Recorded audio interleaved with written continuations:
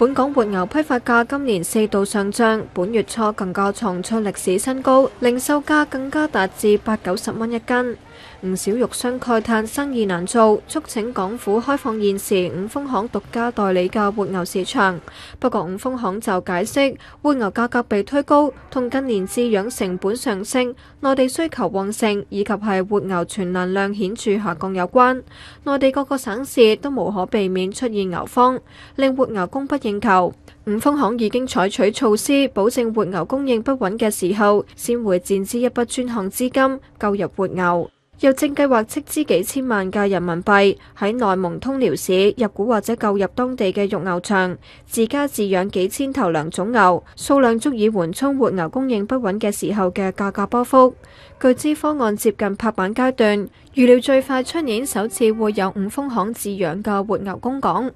另外，港府亦喺2年前開始批准內蒙同吉林兩省冰鮮牛肉輸港，俾市民多一個選擇，以解決市民食貴牛嘅問題。不過有業界人士指出，由於冰鮮牛肉嘅運送時間長、保質期短，口味令香港人唔係太受落，以致銷情唔理想。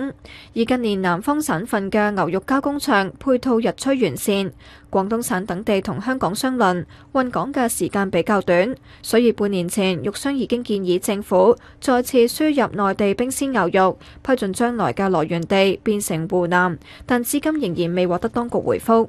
ONTV 東方電視新聞台報道。